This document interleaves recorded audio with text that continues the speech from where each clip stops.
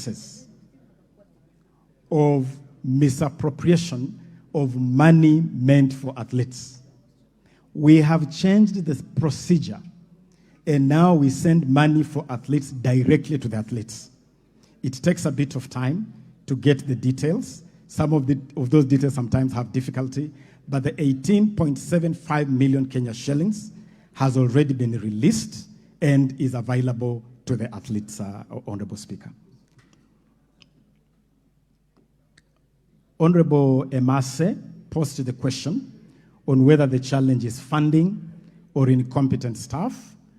As I have already indicated, the ministry has a serious funding challenge. That I'll admit to this House, and I'll actually invite the House to be a lot more accommodating, given the value of sports, to be a lot more accommodating in your resource allocation to sports, to be a lot more accommodating when we request this House to ring-fence the Sports, Arts and Social Development Fund for sports and the arts exclusively. I have no doubt that the ministry has competent staff, but we definitely have issues in federations. And as I've already asked this House, we are putting together a very robust program to deal with the governance challenges in federations. But it is a challenge that requires the full support of this House. We have already put these federations on notice, and we invite this House to support that process of streamlining federations. Allow me to conclude, Honorable Speaker, with the question on Talanta Hela. Honorable Speaker, Talanta Hela is a very revolutionary program. It is a program which is intended to fix the myriad challenges that we inherited in this sector. And I had started by making reference to those challenges. We found a country banned by FIFA.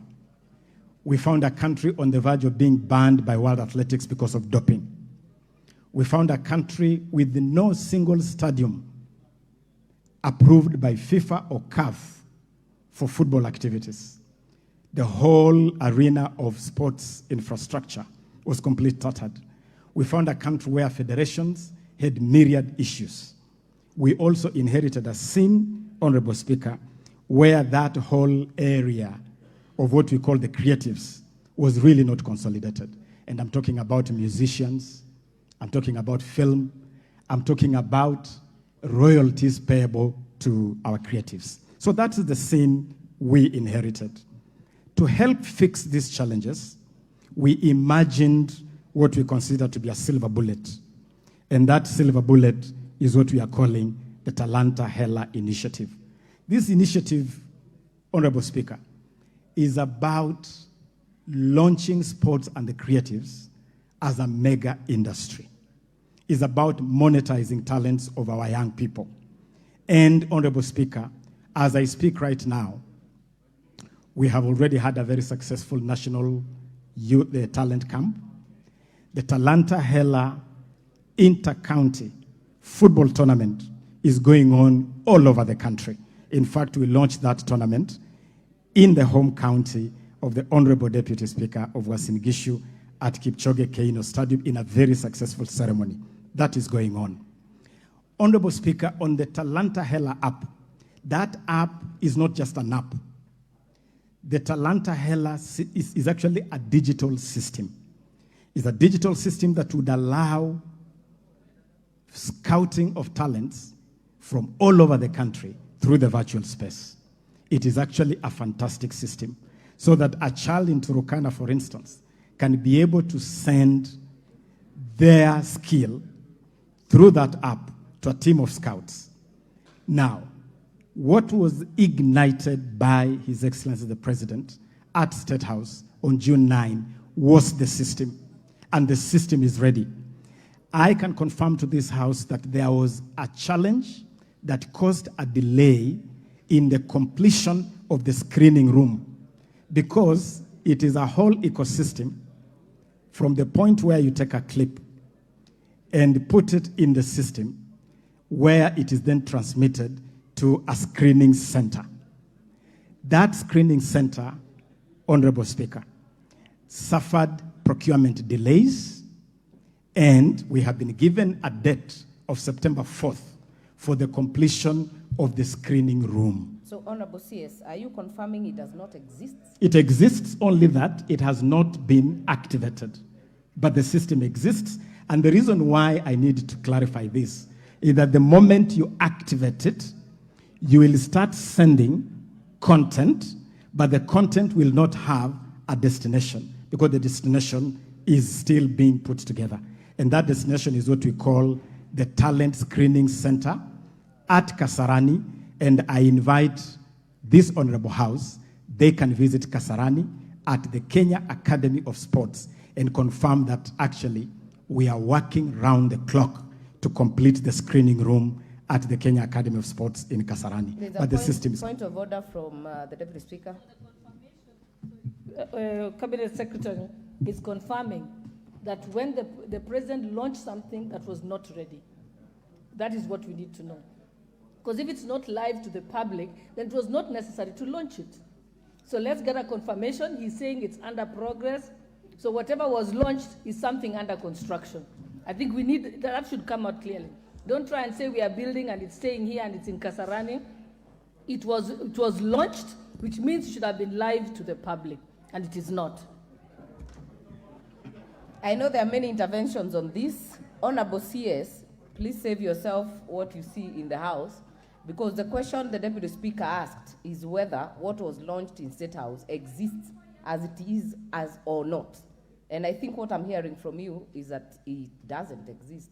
Honorable Ochieng, I'll hear Honorable Ochieng, then I'll hear Honorable Fatuma. Honorable Speaker, I've sat here and listened pensively to my friend, the CS for Sports. And I can tell you for sure, from where I sit, that he's not in charge. Because he's kept passing the buck to federation after federation. That on this Olympics, it's the Olympics committee that is in charge. On football, it is the Football Federation. It can't be that way. Honorable members, I want to ask my question. Yes, ask a question Madam Speaker, on the same Talanta Hela, because I will open a few others as follow-up questions. No, Madam Speaker, I was going to ask also that I don't have to come back, if you allow me. Honorable members, we've already exhausted the 1 hour that the Speaker had intended for this question. I would request we let the CS finish, then I will give a few more interventions, and then we will go to the second part of the question, which actually now touches on aquatic, and we had a few members on the same. So the CS can finish. Honorable Cheng, you'll wind up, then I'll give the CS, and then we'll continue with the others later. What I wanted to know from the minister is what he is doing as minister to ensure that he takes back the charge of the ministry and sports affairs in the country. Number two, we've heard that this government works through something called one government approach. And that's following up on the question by the Deputy Speaker. Is it now the policy of government to keep launching things, because it's just not sports? You tell the president to go and launch things that are not ready, then you tell us that there was procurement challenges. Why didn't you wait for the procurement challenges to be sorted out first before you launch, Chair? Thank you so much. Cabinet Secretary, please make it precise. Thank you. I'll be very precise on this, Honorable Speaker. What I want to confirm is that the President launched a whole initiative. That initiative is called Talanta Hela. This initiative was launched on June 9, but it had a program. It had a calendar. That calendar included the inter-county football tournament. This program was launched on 9th. The tournament started 1 week ago because it had a calendar and it had a process of preparation, including working closely with the counties. The tournament was part of it. We had something called National Talent Camp. That talent camp happened and was concluded last week.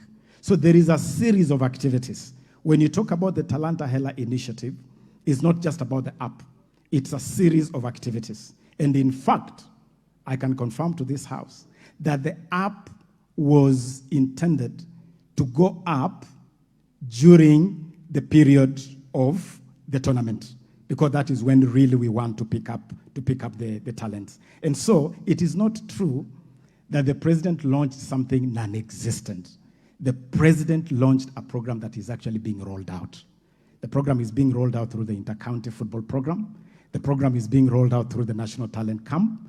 The program is being rolled out by the Creatives Economy program. For instance, I can confirm to this house that the entire ecosystem of the football, of the sports undertaken by schools, the second term ball game that concluded in Kakamega, is a program that was fully funded by this ministry to the tune of 267 million Kenya shillings.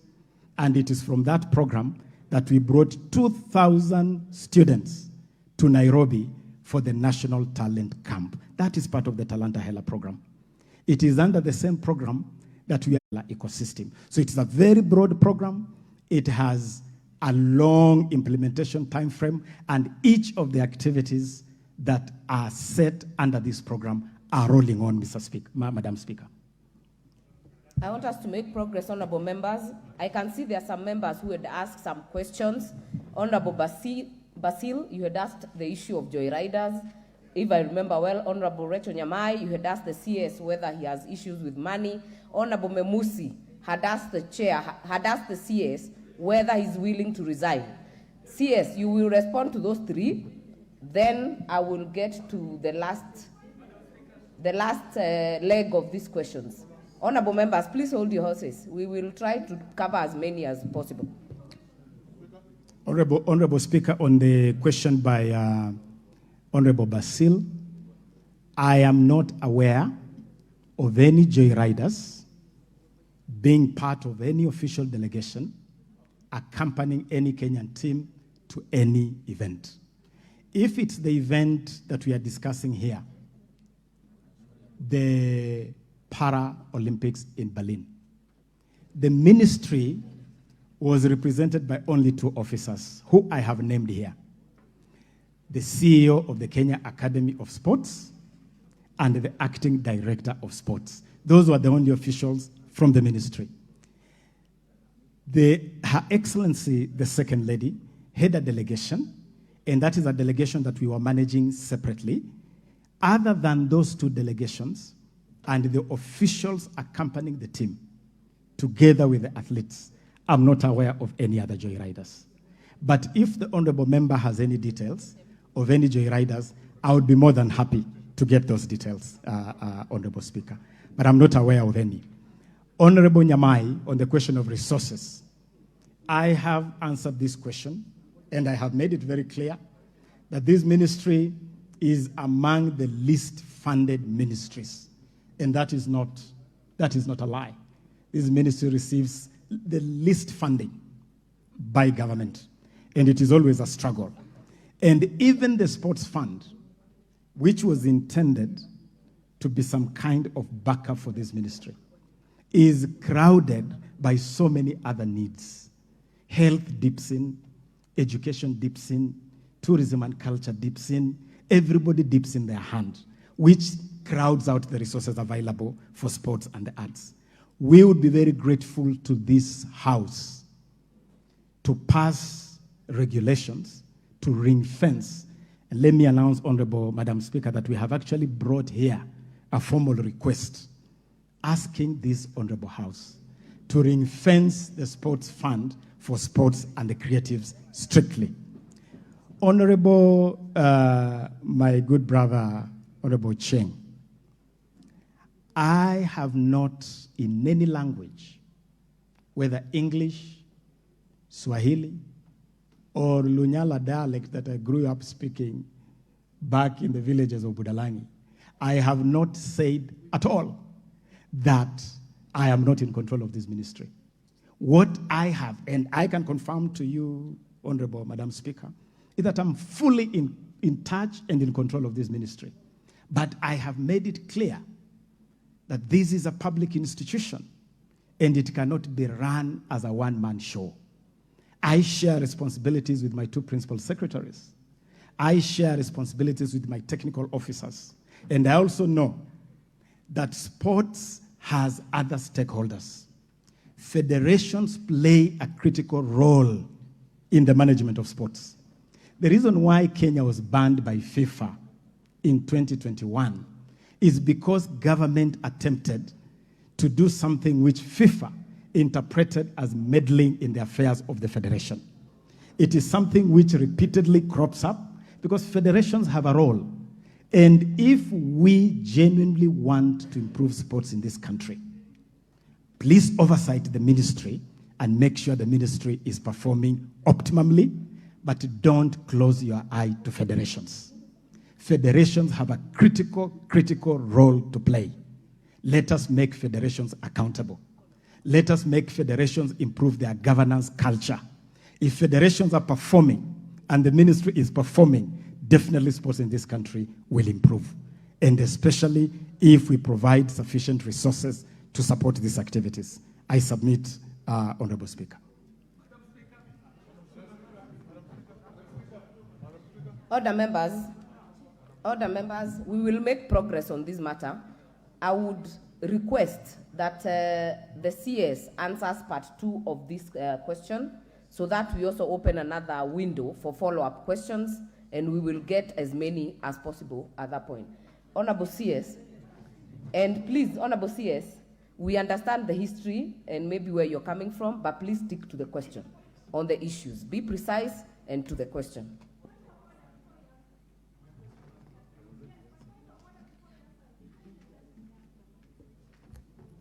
What is your point of order, Honorable Memusi? I had already raised your question with the Honorable CS. Would you be willing to resign? I don't want you to repeat it, Honorable CS. Honorable Memusi, do not repeat the question because you had already asked. CS, as you answered the second part, kindly respond to Honorable Memusi. Honorable Speaker, I believe I have responded to pretty much all the questions raised except the issue raised by Honorable Memusi. Honorable CS, address the House. Just Thank continue. you. Thank you. Thank you.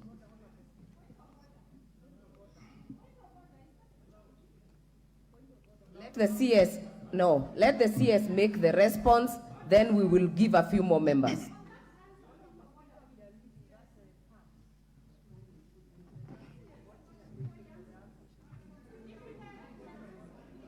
We will let the Cabinet Secretary answer this question. Please go on, answer Honorable Memusi's question. Thank you, Honorable Speaker. Honorable Speaker, I have no doubt whatsoever in my mind, in my work, in my imagination, I have no doubt that I am performing well as Cabinet Secretary for Sports, the Arts, and Youth Affairs. Honorable Speaker, 10 months ago, when I walked into this ministry as the Cabinet Secretary, I inherited an arena that was in a total mess, as I have already indicated. I inherited an arena, as I said, football banned. Honorable CS, please respond, just precisely. I can respond to this House. Are you willing to resign based on these issues that have been raised on this floor? I believe, Honorable Speaker, that there is absolutely no sufficient ground that would cause my resignation because I believe I am performing exemplary well as Cabinet Secretary responsible for this ministry. Order members. Order members. Order members. I know we have many follow-up questions on this issue, but I would like us to let the CS go to the second part and we will open it up again. But I know Honorable Wanjiko had asked a question which has not been answered. Order, Honorable Roko, order. Honorable Wanjiko, the question that you had raised on payment. Honorable CS, respond to that issue.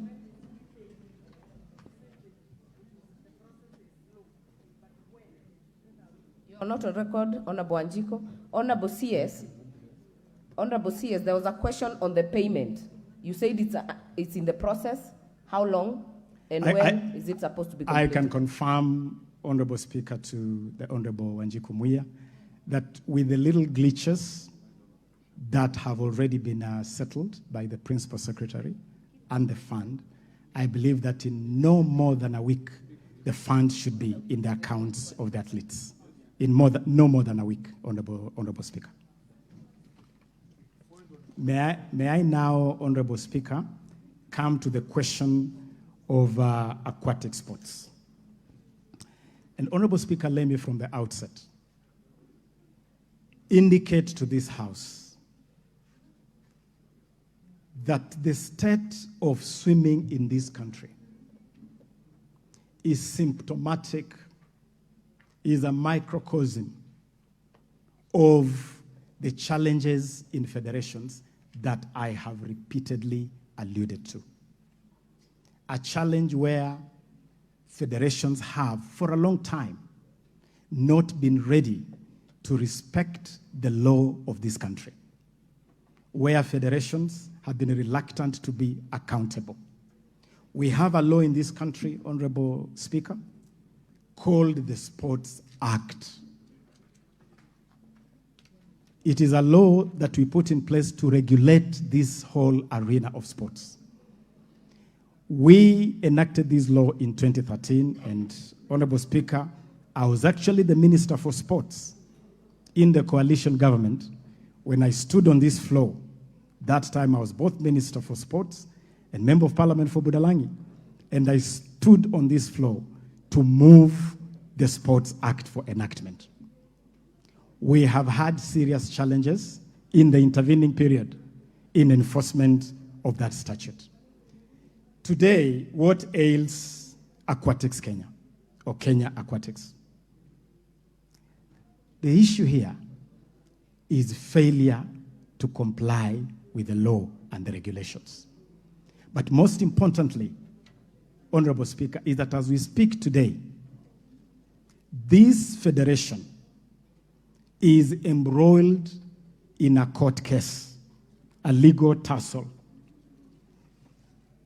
This case that has moved from the Sports Tribunal to the High Court is now styled as Nairobi High Court Petition number E08 of 2021, Margaret Ngungu Mwasha and another, versus the Kenya Swimming Federation and 3 others.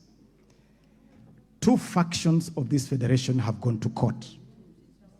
And the bone of contention is who should be in control of this federation and how should the elections for this federation be conducted. One faction is clinging onto a constitution that they produced as a faction. The other faction is insisting that things have to be done differently, which has caused a major stalemate.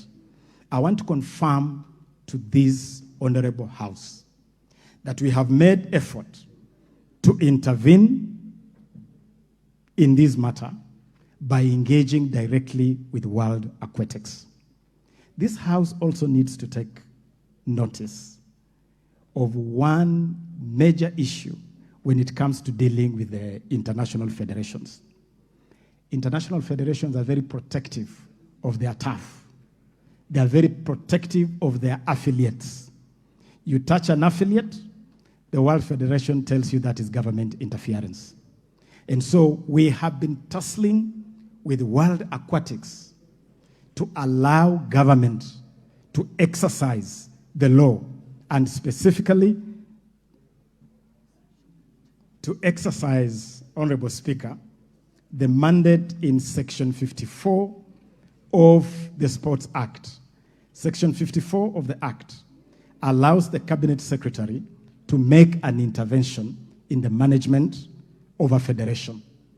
We have gone back and forth with World Aquatics because they feel if we deploy Section 54 of the Sports Act, then they will pretty much walk out of Kenya and completely freeze Kenya out of international swimming activities. But I'm glad to inform this House that we had a breakthrough this morning with World Aquatics. And World Aquatics has now agreed that we can form a team under Section 54 on consultation with them, because they have already put together a team called Stabilization Committee. They have been very protective of that committee, and they had even refused to allow government to have membership on that committee. We have agreed with World Aquatics that we can now consult and put together a joint team, a team that involves representation desired by World Aquatics and representation that meets the requirements of Section 54 of the Sports Act. I want to assure this House that we have held multiple meetings. I have held a meeting with parents. This is a sport where parents have got a very big voice because it involves minors, and previously we have had the challenge of these minors being abused. And so parents insist to have a big say. I have met parents. I have met the Stabilization Committee, and I have engaged World Aquatics. I believe that with the agreement today that we can form a joint committee, we should be able to resolve this matter. But as give that undertaking, the elephant in this room is this High Court petition number 08 of 2021, which we must get out of court, because through this application, we have an injunction that stops anybody from purporting to undertake elections or the management of swimming activities. Let me also assure this House that among the asks we have put before World Aquatics is that we have asked World Aquatics that as we go on with this process of putting together the committee and preparing elections and agreeing on a constitution for Aquatic Kenya, we can have an arrangement where our swimmers can continue to participate in international competitions. We have an event coming up in February next year. It is an important activity because it's a qualifier for the Olympics. We have asked World Aquatics that as we deal with these issues, let us not punish the athlete. Let us deal with the governance issues, but have an arrangement that will allow our swimmers to participate in the qualifiers, and if they qualify, to participate in the Olympics. I submit, Honorable Speaker. The first will go to Honorable Fatuma from Migori. Honorable CS, I see you have a team. Please note the questions. There are many. Honorable Fatuma, give Honorable Fatuma the microphone. Honorable Speaker, it took me an hour to get an intervention so that I could raise a point of information. I have seen in this House that the CS is being given evidences from Facebook, printed and being read by one person. It has not been laid here. We don't know what that person is reading. I've seen a honorable member using an SMS from I don't know who wrote the SMS, and based on that evidence, the CS is being asked, are you ready to resign? How do you resign from information that you don't even know provided from Facebook? I request that all CSS be treated the same. We have tried as opposition bringing information to this House, and even certified by lawyers, our information was rejected. What is it about this CS that an SMS and a Facebook can lead to his resignation? May I be informed properly if these CSS are the same in this House? Thank you, Madam Speaker. Thank you, Honorable Fatuma. But I want to confirm that the question that was asked on resignation was by Honorable Memusi and was totally actually from your side and different from what was laid on this side. All right, Honorable Alice Nganga from Thika.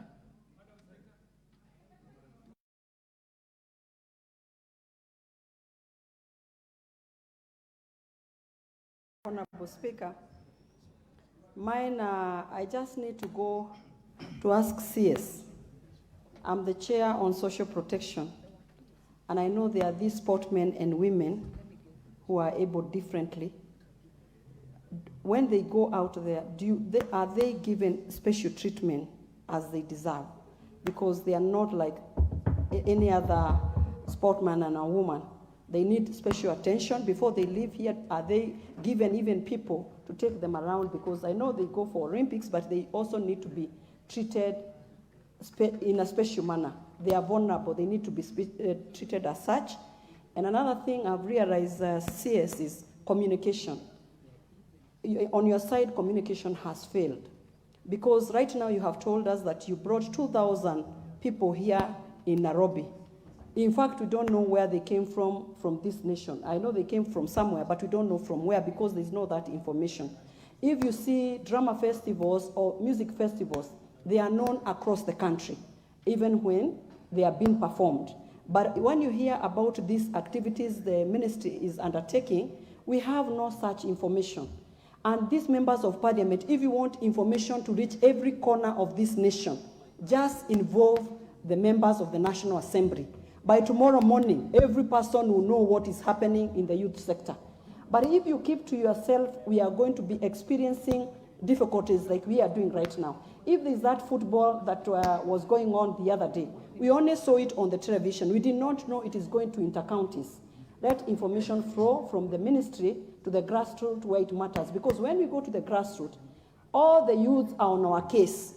What is happening? Why is it our constituency not involved in football? Or when youths are going to Nairobi, let information flow from your ministry to the grassroots where it matters most. Thank you very much. Honorable members, let us keep our questions precise and to the point so that as many people can speak. Honorable KJ.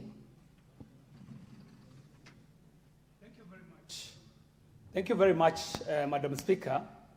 And my two questions are very succinct to the Honorable CS, Ababu Namwamba. And it is in regard to the federation. The first one is in regard to the federations that Honorable CS has severally referred to. And Madam Speaker, noting that Honorable Amina Abdallah, this is the CS Emeritus as Gazette notice, banning FKF has never been voided, it has never been vacated, it has never been reversed or challenged, and there are two court orders which are confirming that due process was followed in the banning of FKF. The question here to Honorable CS is whether FKF, as one of the federations that is pulling back sports in this country, whether the FKF officers who are in office now, Mr. CS, are legally in office.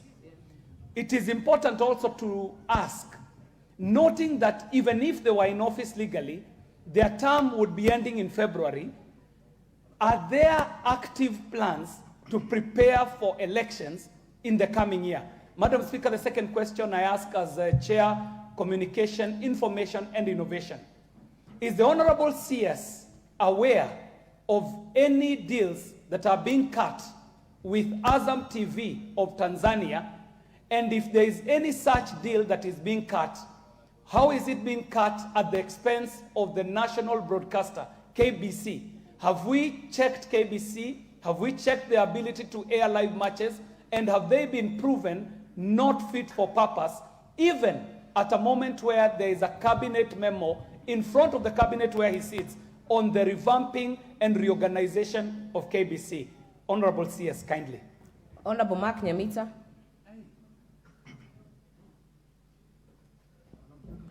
Thank you, Madam Speaker. Madam Speaker, I have two questions, but I'll just make a comment. And I just want to urge my colleagues because, and I speak as a sports practitioner, I actually run a club, and I have interacted with these federations. It may be important for the House to know that the ministry's powers in dealing with federations is only to a certain limit. And maybe it's about time that this House might want to consider giving more powers to the CS if we are to expect some of the expectations that I'm hearing from some of my colleagues here. Because otherwise then, if we also come to this House, Madam Speaker, and refer to hot discussions that are going on social media to grill a cabinet secretary, we might miss the point, I must say. Having said that, Madam Speaker, let me also say that I think, and I'm saying as a practitioner of sports myself, that there's been a great... There's a point of order from Honorable Wanjiku. Speaker, is the Honorable Member in order to refer to the discussion here as hot air from social media when we know that the Special Olympic happened in Berlin 2023 and it was the subject matter to bring these other debates? Is he in order? Honorable Mark Nyamita, actually what concerns me is whether under Standing Order 90, you're bound to declare interest yourself as a club owner. Madam Speaker, there's no conflict of interest in this particular matter. I'm only sharing my experience having managed a club. And, there is no point of conflict of interest. I'm only sharing for the benefit of the greater house, of how federations have powers that the ministry sometimes do not have. But just to the point of order raised by Honorable Wanjiku Muya, I think the word hot air is from you, but you will agree with me that many of the members here have alluded to discussions that are going on social media. And for the purpose of record, Honorable TJ Kajwang did mention, the Honorable Deputy Speaker, the Honorable Majority Leader did refer to what is going on social media. And I'm only saying, if we have no way of verifying what we see on social media, because on social media, some of us have even been declared dead, yet we are here. So it would be unfair really to even ask the CS really to resign on issues that are saying. But back to my question, Madam Speaker. I just wanted to ask, is Honorable Mark the Nyamita, CS... You have already taken 2 minutes. You said you have no question, you have a comment. I have a question, Madam Speaker. Nyamita, you started by saying you will not ask a question. You have a comment, which I have given you 2 minutes. I didn't say that, Madam Speaker. My question is just one question. We can check the answer, but the next moment will go to Honorable Ndikiri on this side.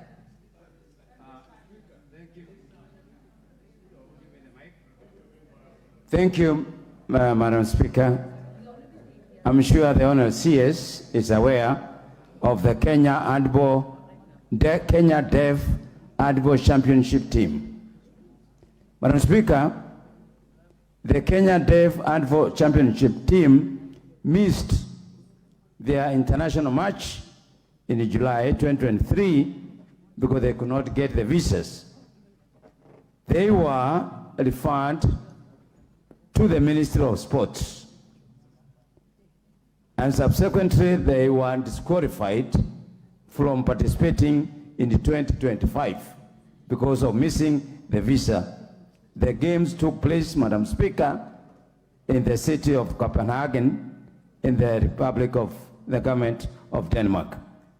The question is, can the Cabinet Secretary explain the reason why the team was denied visa by the Government of Denmark?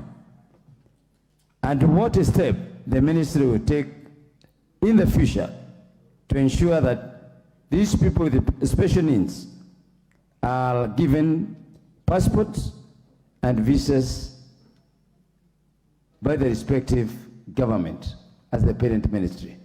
Thank you. Before the next speaker, allow me to recognize in the public gallery students from Karama Academy, Msambweni constituency, Kwale County. Please join me in welcoming them to observe the proceedings of the House. The next chance will go to Honorable KK from Molo.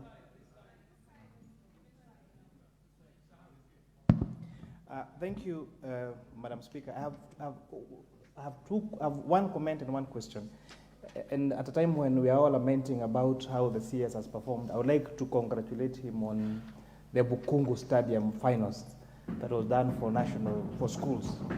As in that really showed, that was really nice. I didn't know it was a Ministry of Sport that was doing that. And Kenyans are saying that they are ready to go and pay to watch our local matches. So that was very good. On the Talanta Hela app, Honorable CS, that you kept referring to, I checked on my app store, it's not available. And maybe I thought it's because I'm using an iPhone. So I've asked my colleague who is using an Android, and still it's not there. So is the app working? Has the app been operationalized? And if not, then when it's going to be operationalized? And that I thank you, Madam Speaker. Madam Speaker, on the same point. Order, Honorable Roko. The next chance will go to the member, Honorable Abu Ahmed.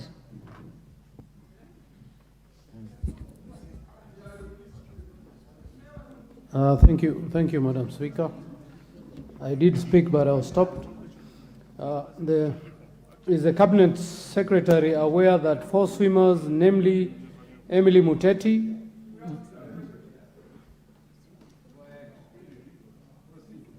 Maria Brunella, Swale Talib, Monyo Maina, attended the World Aquatic Championship in Japan last month, were admitted under the suspended member federation without any support from the ministry? Despite the lack of funding, the team managed to set a new national record. The 4 athletes did an email correspondence to the Cabinet Secretary on July 11, 2023, detailing the challenges they faced and continue to face. Up to date, the ministry has never replied or responded to the email. The sports ministry doesn't seem to care about the welfare of swimming and sports in general. They even texted you on your WhatsApp number with all the details on the complaint. Thank you. The next chance, Honorable Mutunga.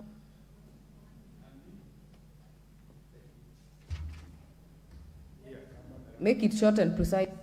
Okay. This one is working. Honorable Speaker, thank you very much. Honorable Speaker, I want to speak of a very specific issue that has had to do with me.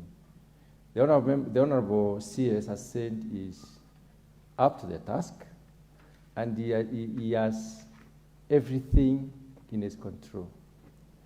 Honorable Speaker, when it comes to communication, I would like to ask the Honorable CS whether he is aware that I personally invited him to launch an award of a Pan-African Book Award by a member of my community. Writing in this country is extremely poor. We need to encourage the young people to write. I personally spoke to his PA. I sent a letter to the PA. The award is being given tomorrow. What is the question? We do not have any response. Is he aware? Is he in charge of his ministry? Does he have that communication? Honorable members, we do not personalize this matter. Member for Sirisia. Member for Sirisia.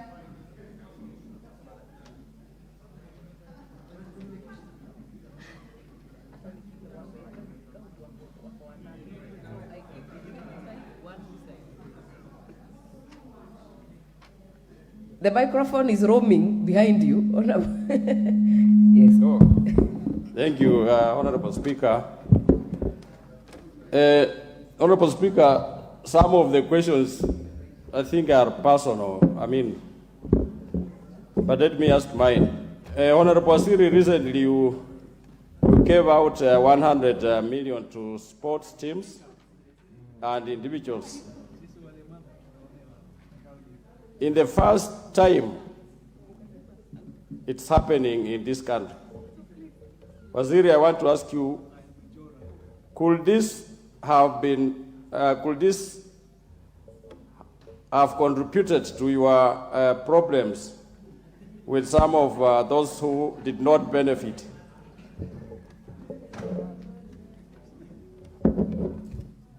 Honorable Umi.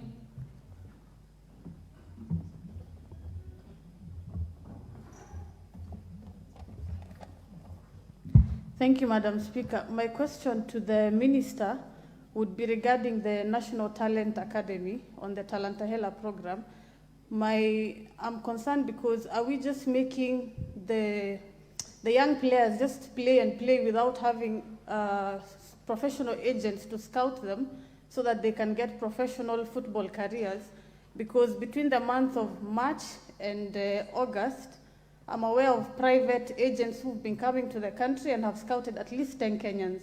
But in the Talantahela program, when I looked at it, it doesn't have any nearby deliverables where we can say in the next few years, at least we've signed these young players from across the country. So my question to him is, does the ministry have a plan where they're partnering with agents? Because football, unlike the athletics, do not just run and have their scouting happening from within. They have to be signed to professional football academies. So that's my concern. Thank you. Thank you. Honorable Justice.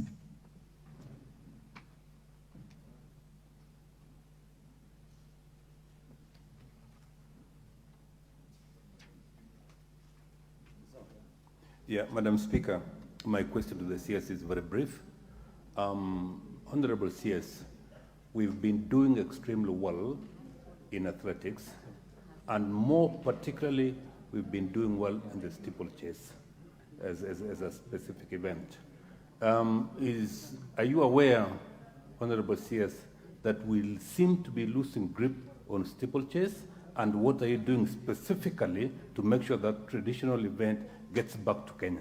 Thank you. Member for Keses.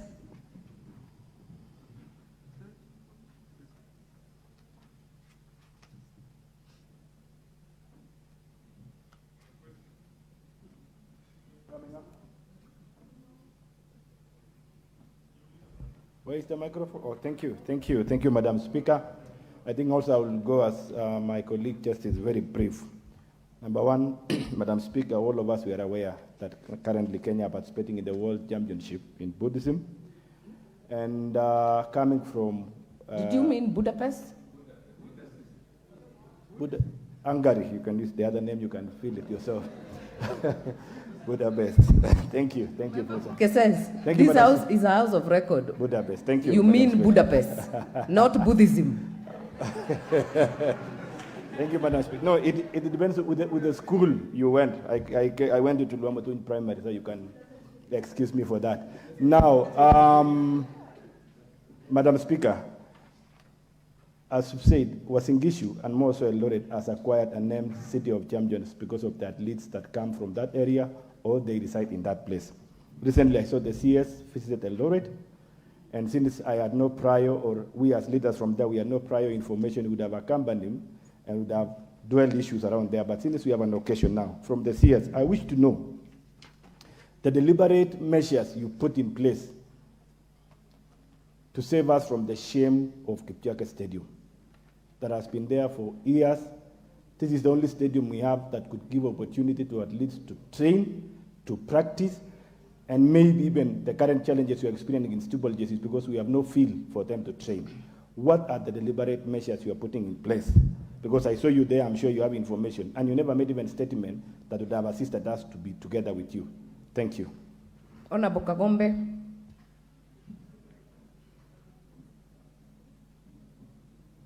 The microphone. Thank you, Madam Speaker. Madam Speaker, I have three concerns to the Honorable CS.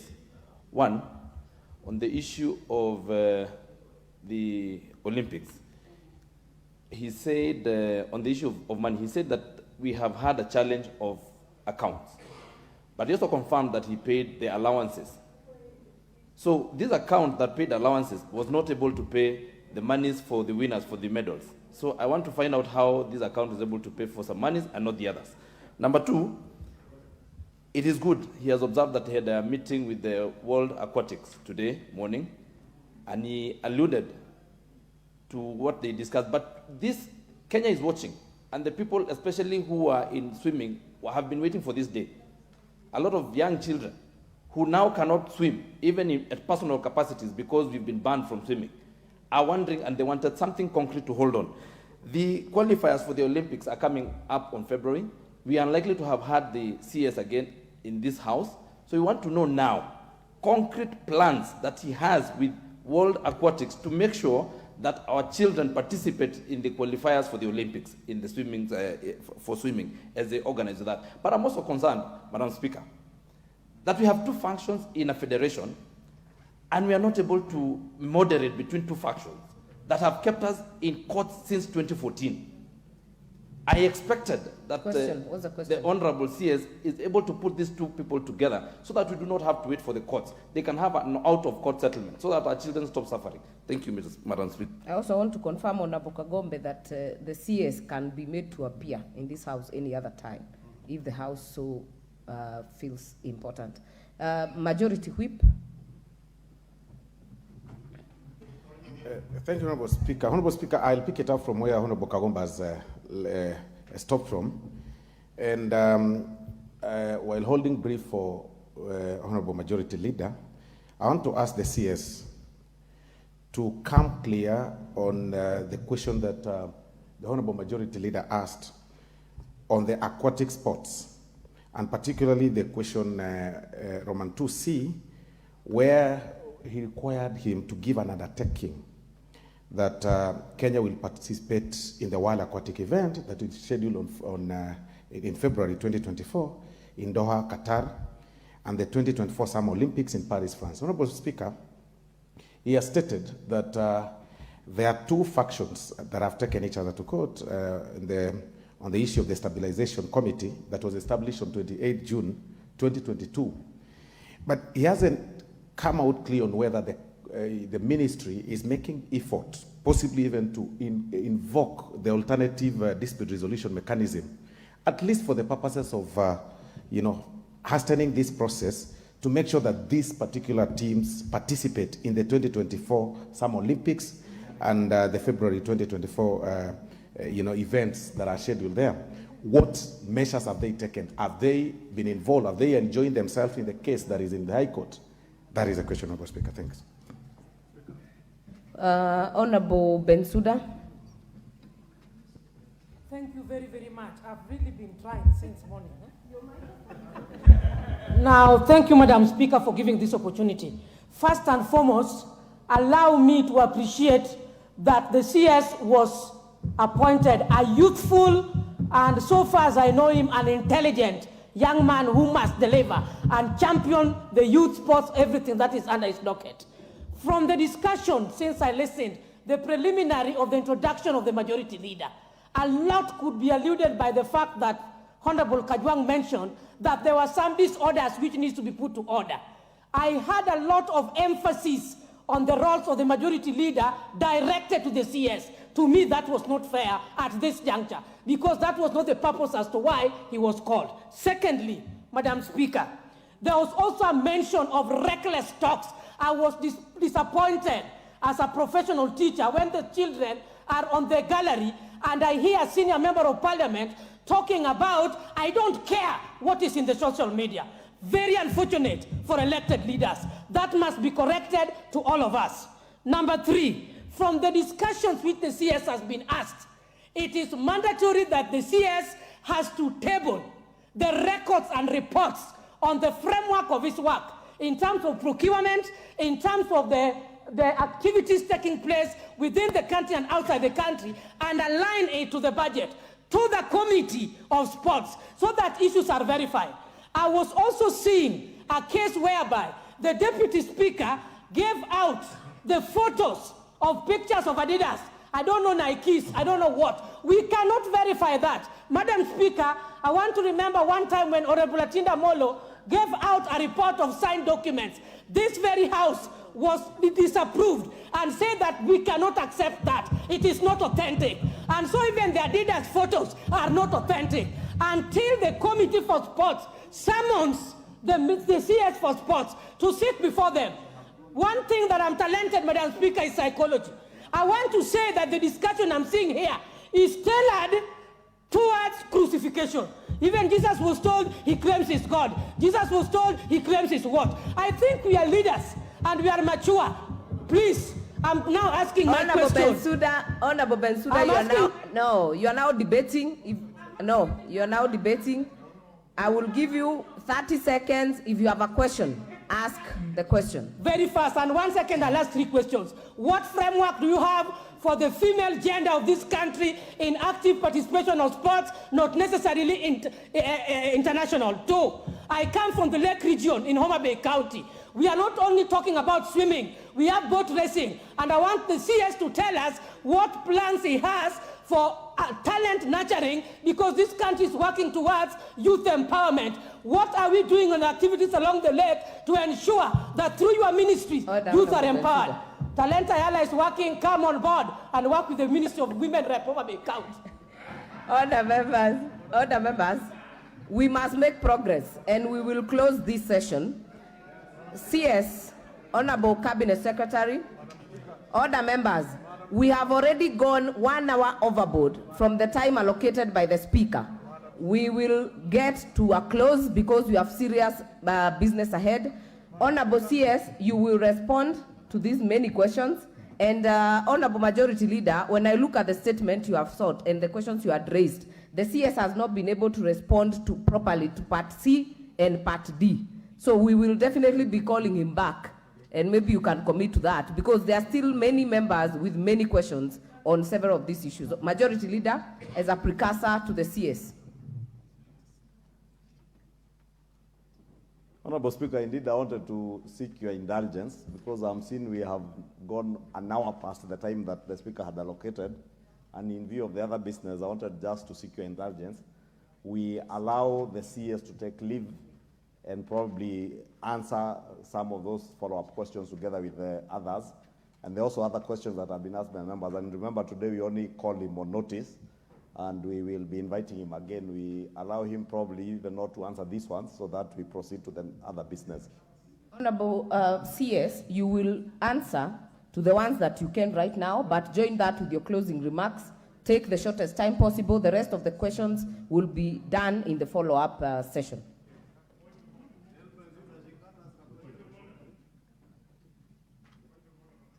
There is nothing out of order. Let the CS make the response.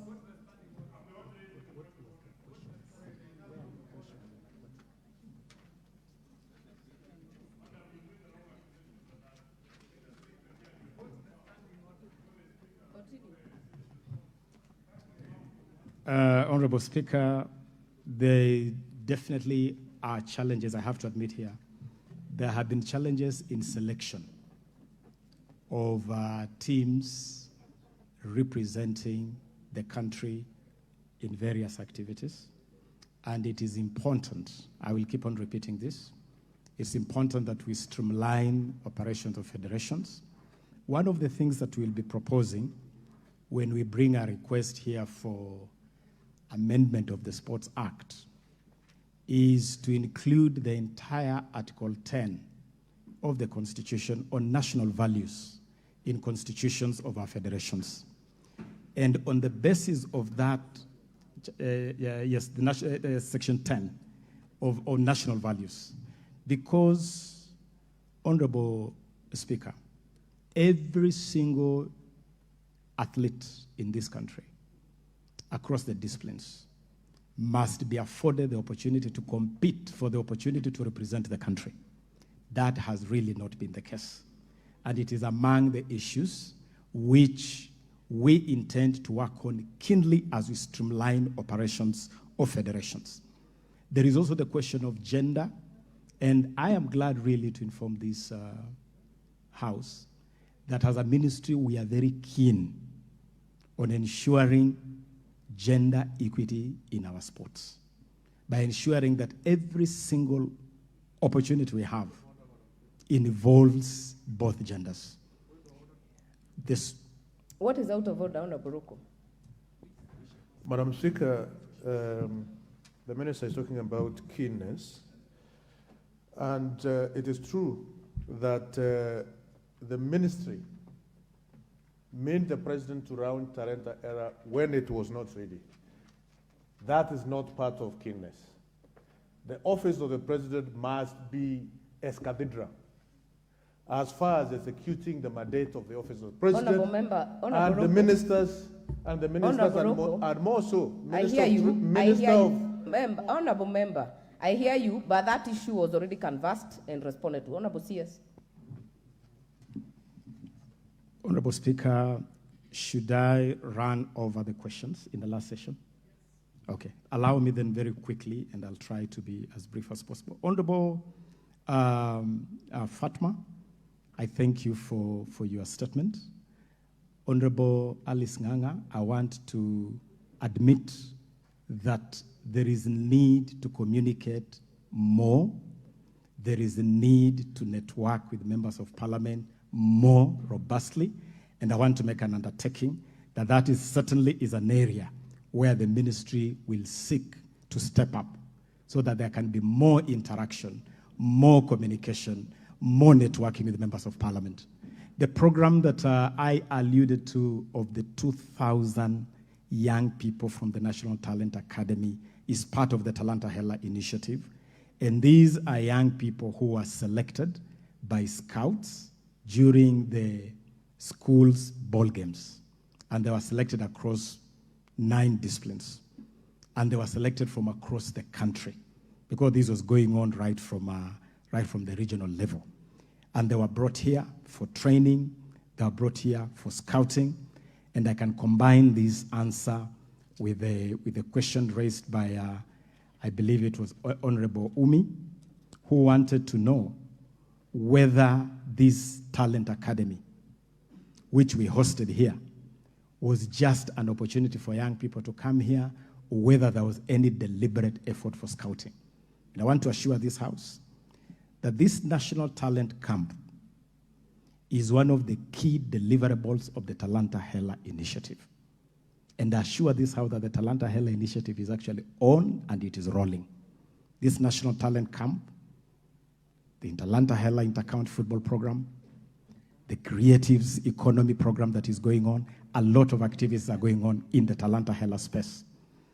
And during this talent camp, all federations participated in the various disciplines, rugby, football, and the rest.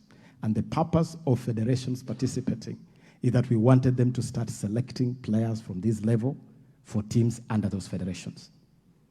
For instance, we expect that the Kenya Rugby Union must have identified some young talents for progression to the Kenya Under-20 rugby team. The national team technical benches participated. We had the national coach of the Harambee Starlets, the national football women team. We had the national technical bench of Harambee Stars, and the purpose was to start picking talents at this level. Because for football, for instance, Kenya has never had a national under-15 team or national under-17 or under-19 team. The purpose of this program is to start constructing age-capped teams, because that's the best way to feed the national team and ensure that Kenya is supremely competitive. And it is during this program that we also announced that 3 young Kenyans had actually won scholarships to progress to foreign academies. Aldrin Kibet, Alvin Kasavuli, Moses Wamalwa have all been admitted to the NSA Academy in Spain to advance their footballing talents. So the camp is not just about coming together and gathering children together. The camp is actually to provide an ecosystem where they can receive elite training and they can progress to develop their talents to the next level. Quickly to Honorable KJ. Honorable KJ has asked 2 very significant questions. The question on FKF, we are fully aware, Honorable Speaker, on the status of FKF, including the legal conundrum. But we had an arrangement with FIFA, and that arrangement was to progress FKF to a point where they can hold elections, because we have had serious issues in this federation. And I do expect that FKF should hold their elections as scheduled, because that is one way of starting to put the whole footballing ecosystem on a new keel. On the question of Azam TV vis-a-vis KBC, I want to tell this House that again, as part of the monetization agenda of Talanta Hela, we have taken cognizance of the fact that all corporate sponsorship took flight from Kenyan sports. Live broadcasts took flight from football. All the interest that we have had previously in sports has disappeared because of mismanagement, because improper running of this space. But I'm glad to report to this House that a package has been put in place. Allow me not to go into those details because it has not been officially made public, and there are a number of partners involved, but I can confirm to this House that KBC is right at the heart of that program. And we believe that KBC must be afforded opportunity to build its capacity to become a serious broadcaster. And you must have seen that we gave KBC the opportunity to broadcast the Safari Rally. We gave KBC the opportunity to broadcast the National Ball Games finals in Buhungu. We gave them the rights to do that broadcast live. And we are slowly assisting KBC to build its muscle. It is going to be part of a package that includes two major things. Number one, a sponsorship package that will see money going straight to clubs. And number two, a live broadcast package. Very soon, the details will be made public, Honorable Speaker. Honorable Rindikiri, I got your question on the Kenya Deaf handball team. And the challenge we had with this particular assignment was the visa issuance by the Embassy of Denmark. Among the challenges we face daily is the late processing of requests by federations when they're preparing teams for international assignments. These requests come late. It becomes a big challenge to process funding, and it is an even bigger challenge to deal with visas. And as you know, Honorable Speaker, Honorable Members, the ministry does not have control over issuance of visa. If you apply late for visa, it becomes extremely difficult for visa to be issued. And this is a matter where we have developed new regulations, and we are planning to have a retreat or a meeting with the federations to share the package we have put together.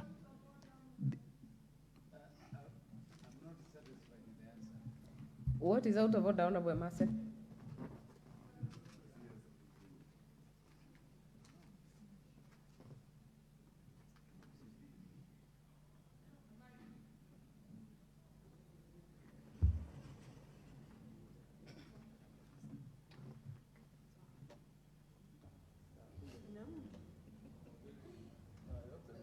No, I have all the speakers. Thank you, Madam Speaker.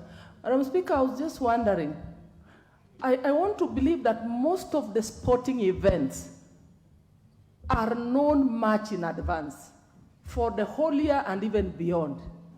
Is the minister in order to say there is a delay in preparation of the visas, which is without its control, when we know that most of these sporting events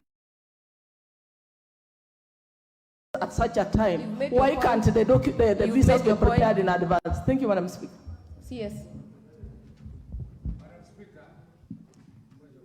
Honorable Speaker, definitely calendars of events are normally known, but participation in these events is something that is initiated by the federation. It's the federation that is affiliated to the relevant international organization. It's the federation that gets the right to participate, and it's the federation that then brings a request. And it is true that more often than not, we receive very, very late requests. And it is something which we have put together a framework to help federations handle this matter a lot more smoothly. Honorable KK, thank you on your statement about Buhungu, and I can confirm that indeed all the drama and film festival, the music festival that we had, the concert in Nakuru today with His Excellency the President, and the ball games were fully funded by this ministry to the tune of 267 million Kenya shillings. And we have worked very, very closely with the Kenya Secondary School Sports Association and the Kenya Primary School Sports Association. And that whole program is part of our rolling out the Talanta Hela initiative. As I have already said, the back end of the Talanta Hela system is something that is being sorted out, and as soon as that is sorted out, then live streaming of that can start right away. Honorable Abu Ahmed, we are aware of the issue you raised on the swimmers that went to Japan, but I also want to make it clear here that the regulations of the Sports, Arts, and Social Development Fund only allow the ministry to provide support through federations or through associations. It's the body that brings a request. And the challenge we continue to have with swimming is because of this challenge with the federation.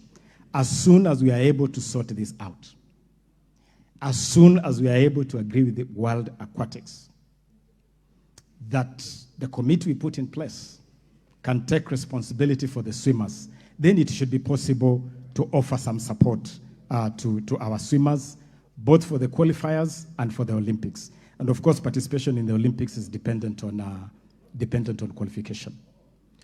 Honorable Mtunga, your invitation to the book award, the book launch, I can confirm to you while on my feet that if the book launch is tomorrow, I would be more than glad. I love books.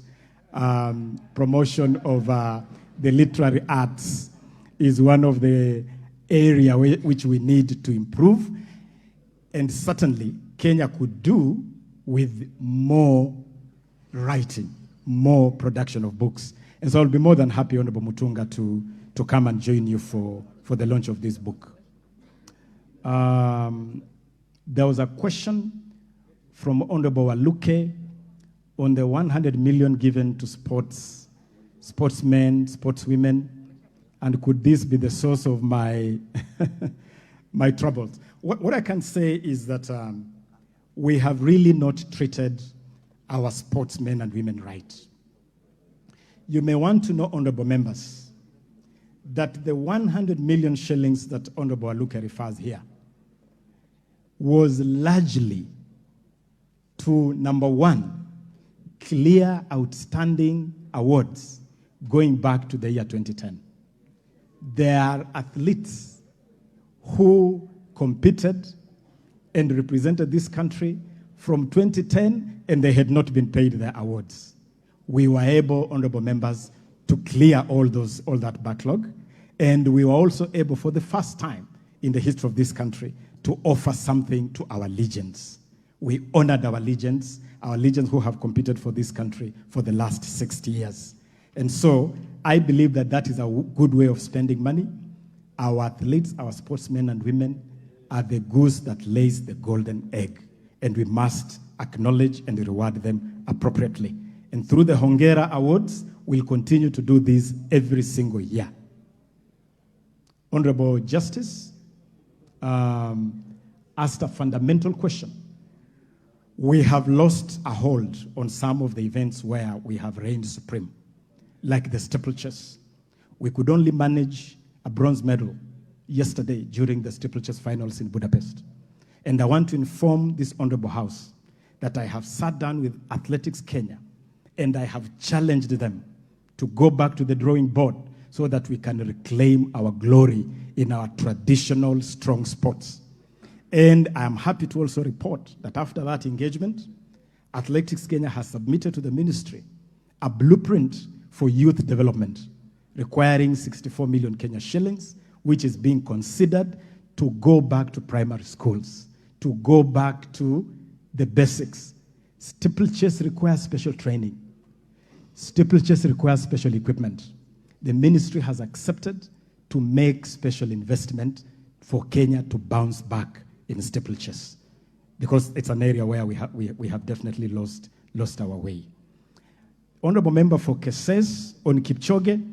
Kipchoge is among the facilities, as I said at the beginning, that our sporting infrastructure had really gone under.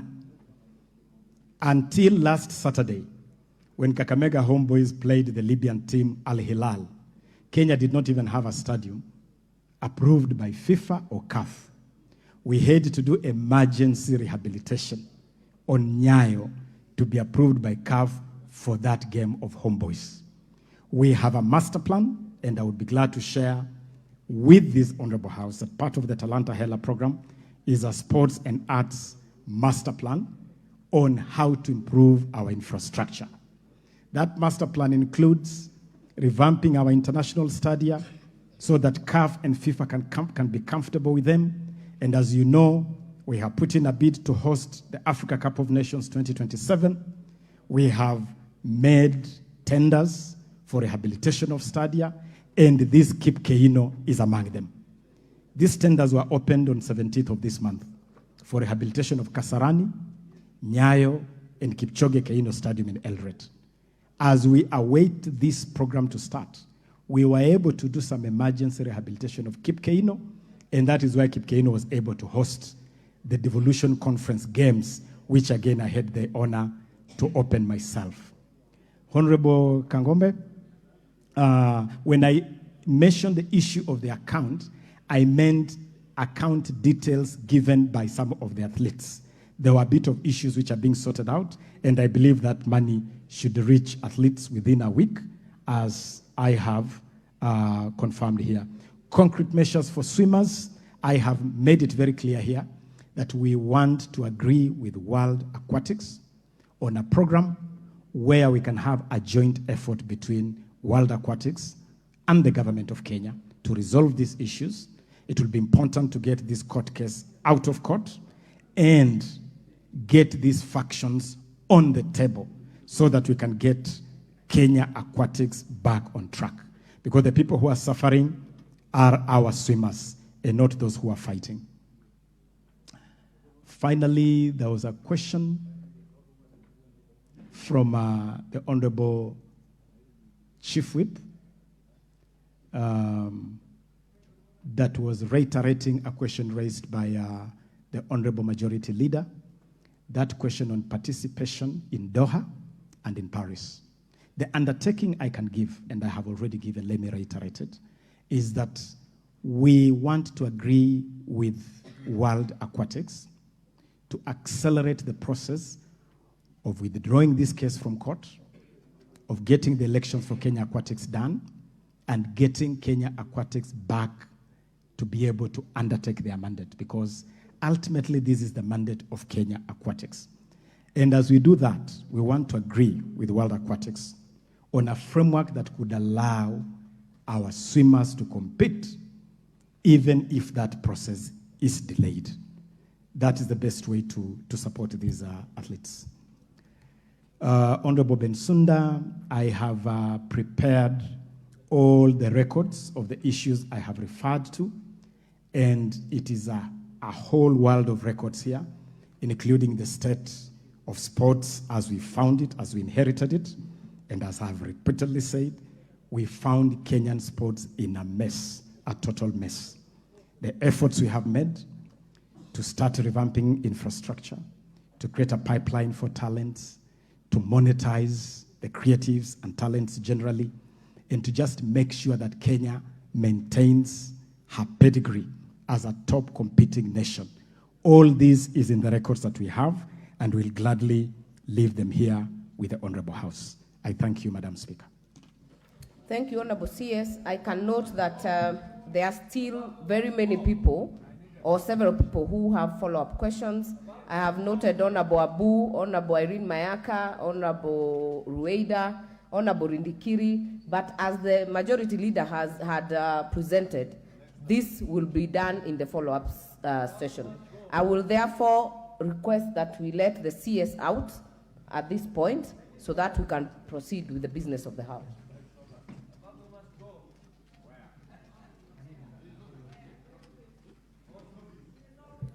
Honorable Shakil, you've just walked in.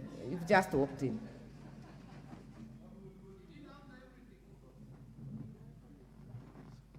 Honorable CS, kindly take your leave.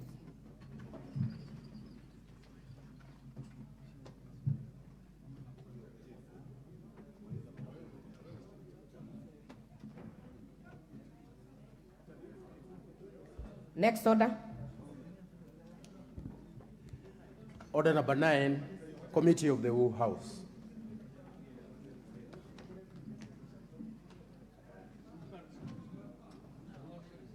Order, members.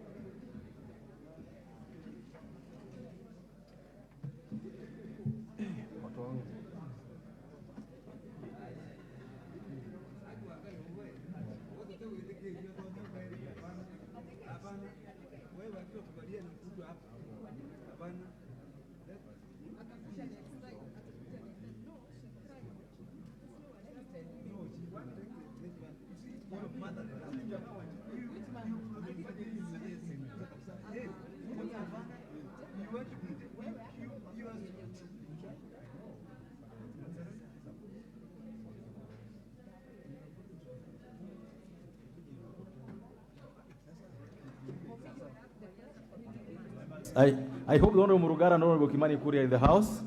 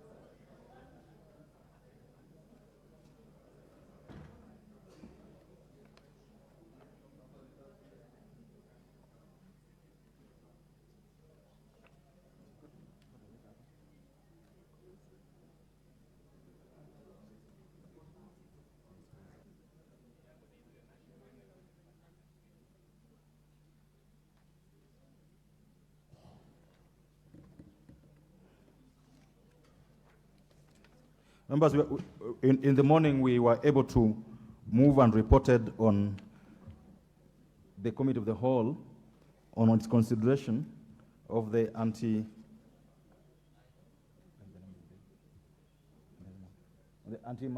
anti-money laundering and combating of terrorism financing laws amendment bill number 35 of 2023, and we wish to pick up immediately from where we left, which, if you remember, was on the section relating to the National Police Service Act 2011, Act number 11A of 2011. And members, I therefore propose the question. I now therefore propose the. I've just done that, Honorable Millie. I've just brought us to speed, if I would use your word. I've just indicated that in the morning, we reported progress to the House on a consideration of the anti-money laundering bill up to and including the provisions relating to the Proceeds of Crime and Anti-Money Laundering Act of 09, which we considered unfinished. Now, in the order paper, if you go to page number, doesn't have a page number, page number 1016, and members, we are now considering amendments relating to the National Service Police Act, and therefore wish to propose the question.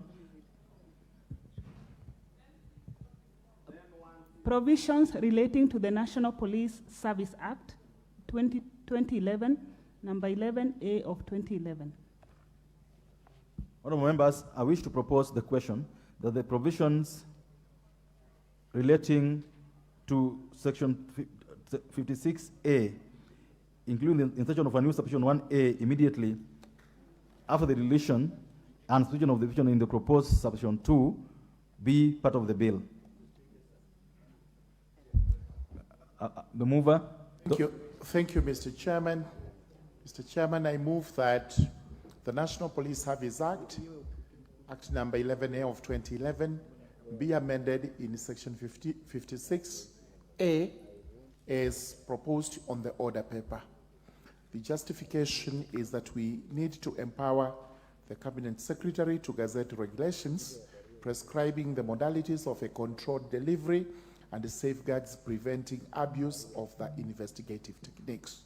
Those regulations will actually come to Parliament. As regards the second proposed amendment, it is to limit the use of controlled delivery officers of the rank of inspector and above. Thank you. I propose the question that the provisions relating to the section 56A of the National Police Service Act 2011 be amended as proposed. The first bite on this will go to Honorable Shakil, who has almost similar amendments. Yes, thank you, Thank you, Chair. The amendment is more or less similar, but with a slight, but with the fact that we would like the regulations to be set, rather than asking for it to be set as and when. I feel that the regulations must be set in respect of the controlled, I've forgotten the word. Yes, sir, that's right. Yes. So the only comment I have in that one, Mr. Chair, is that we insert the amendment that I proposed, which is very similar, but for the fact that we request for regulations to be set from time to time. The reason being, things change, the amounts change, the currency changes, and there's so many other issues that change that cannot be put into the law. So we feel that the regulation must be stipulated here within a certain time. A regulation put rather than depend upon chief officers of police to come up with the regulations as and when. Thank you, Mr. Speaker. Sir. Thank you so much. Honorable Shakil, you realize that if the proposed amendment by the chair carries the day, then yours becomes nugatory. Members, I going to now put the question that the provisions relating to the section 56A of the National Police Service Act 2011 be amended as proposed by the Honorable Murugara. Will as many as of that opinion say aye? Will as many of the contrary opinion say nay? The ayes have it. I now put the question, members, that the provisions relating to section 56A as amended be part of the bill. Will as many of that opinion say aye? Will as many of the contrary opinion say nay? The ayes have it.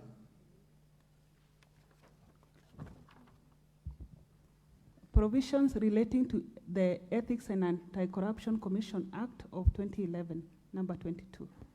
Members, provisions relating to the Ethics and Corruption Commission do not have amendments. I therefore propose the question that the provisions relating to the Ethics and Anti-Corruption Commission Act of 2011, number 22 of 2011, be part of the bill. I now put the question that the provisions relating to the Ethics and Anti-Corruption Commission Act 2011 be part of the bill. Will as many of that opinion say aye? Aye. Will as many of that opinion say nay? The ayes have it. Provisions relating to the National Payment System Act of 2011, number 39. Honorable members, relating to the mutual legal assistance. My apologies. Provisions relating to the Mutual Legal Assistance Act of 2011, number 36. Honorable members, provisions relating to the Mutual Legal Assistance Act 2011 have no amendments. I therefore proceed to propose the question that the provisions relating to the Mutual Legal Assistance Act of 2011 be part of the bill. I put the question that the provisions relating to the Mutual Legal Assistance Act of 2011, Act number 36 of 2011, be part of the bill. Will as many of the opinion say aye? Will as many of the contrary opinion say nay? The ayes have it.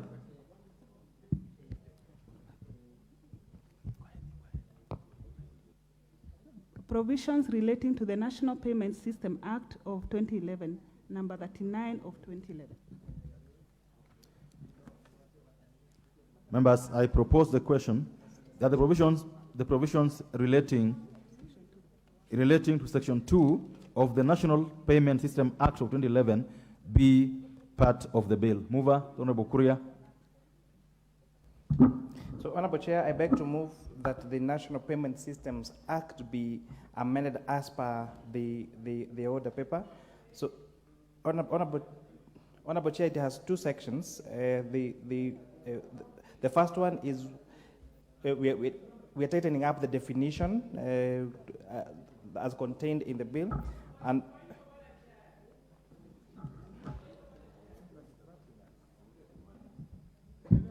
Honorable Mili, what's out of order?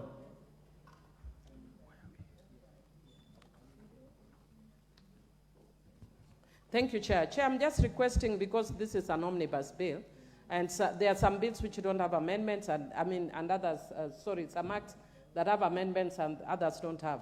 that when the movers are moving, can they please indicate in the order paper which page to enable us follow properly?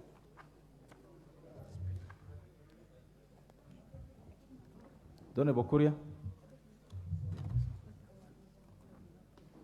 Maybe for the benefit of my good friend, we are on F on the order paper. I don't think the order paper has the pages.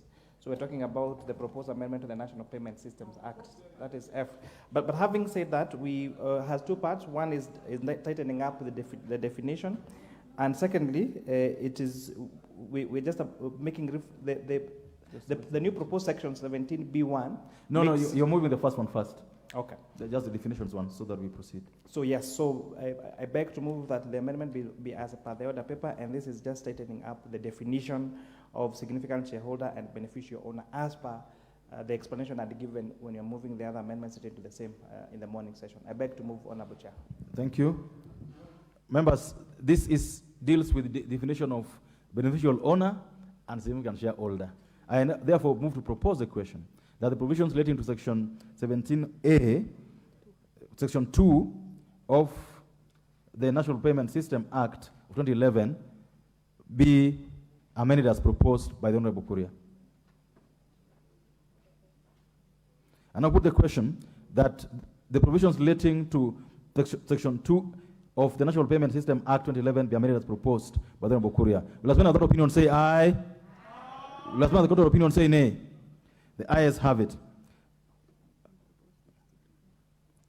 But I now propose the question that provisions relating to clauses 17A and 17B1 of the National Payment System Act be part of the bill. Honorable Kuria. Thank you, Honorable Chair. I beg to move that again Part 2 be amended as per the order paper. And Honorable Chair, this is where we are providing, we are replacing the word institution with payment service provider. So I beg to move that this amendment be done as per the order paper. Thank you. I propose the question that the provisions relating to Section 17A and 17B1 be amended as proposed. I put the question that the provisions relating to Section 17A. Yes, Honorable T.J. Kajwan. You know, Honorable Millie had a point. First, now, you know, sugar is going down. And if you're not careful, we could just run too fast. This is the 17D. And as we began in the morning, in every of these clauses in which this language appears, we were doing on standard. The problem is, Chair, if we don't express ourselves on Hansard, the person who is going to do the volume copy will not have evidence that we have spoken to it. That is why we keep on repeating ourselves.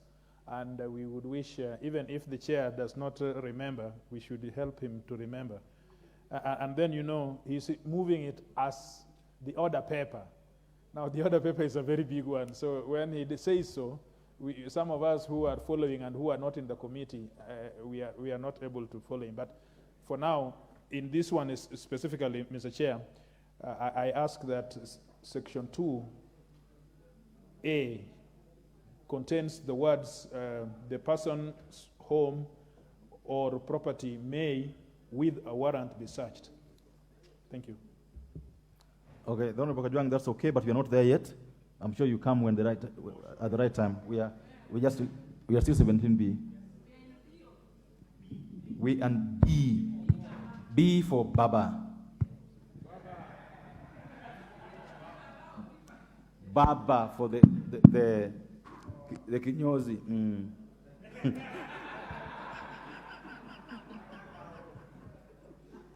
No, members, I put the question that the provisions relating to Section 17B1 be amended as proposed. Will as one other opinion say aye? Does one other opinion say nay? The ayes have it.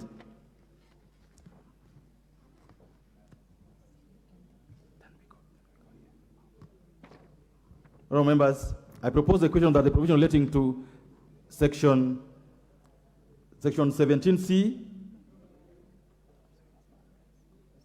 17C and 17B immediately after proposed new section 17 be part of the bill. Honorable Kuria. Thank you, Honorable Chair. I beg to move that clause 17C and 17D be amended as per the order paper. And Honorable Chair, I would like to propose a further amendment, that's 17D. Let him D2A. Let him move first, Honorable. Let him move the amendment first. So that's a. Oh, then Honorable Kuria, 1 minute. Okay. Honorable Mili.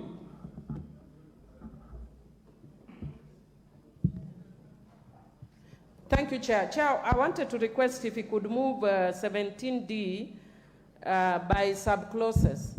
And the reason is, Chair, because if you look at D, I may have issues in respect of some subclauses, but not in respect of others. So when you actually move them together, 17C and 17D, it means you either accept it wholesale or not. So if with your indulgence, Chair, if we could move C wholesale, and then maybe when we come to 17D, especially actually my main area of concern is 17D2, which is limiting rights, and there are certain issues that I'd wanted to encourage, not just the issue relating to warrants, but others that limit rights, but there are suggestions which you have because of time.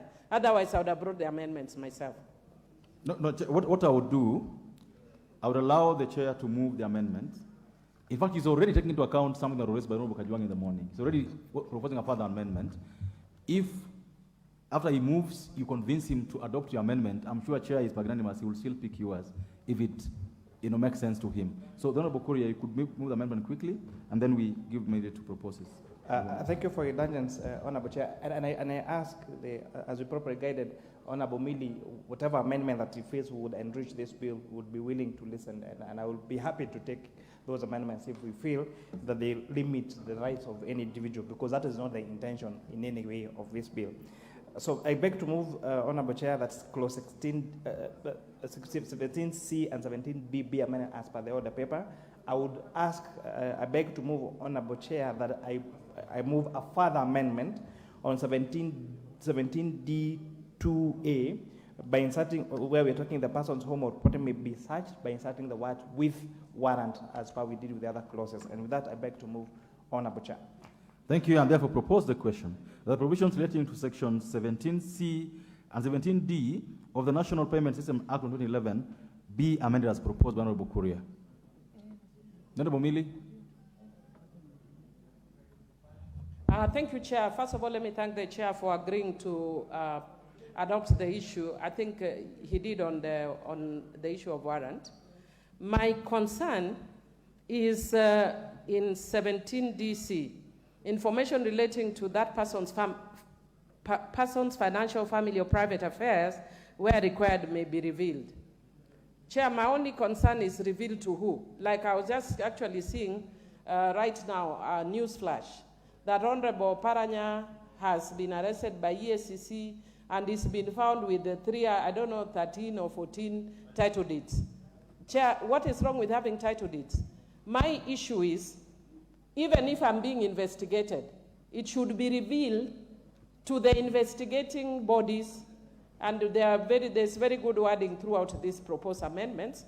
But why are we flashing people's private property to public? When we are even still investigation, we don't know what they relate to. So what I wanted to ask is if we could adopt an amendment, information relating to that person's financial, family, or private affairs, where required, may be revealed to the relevant authorities. Because why are we revealing? Because when you leave it that, it means we reveal it to anyone and everyone. For what purpose? Why should we actually making people vulnerable? Because if my property is revealed and it's revealed that I'm very rich, then the next thing I may be getting thieves attacking me. And so even when we are even where we are limiting rights, I think we are overly limiting. Yeah. I think that was my main one. The other one, the chair has actually already adopted. Okay, this is what this is the guidance I want to give. I would agree with the chair. We allow, because you already moved a further amendment, just now, so you can't move it further. I would request Honorable Millie to formally move that amendment, so that when we vote on this particular amendment, we vote for them wholesomely.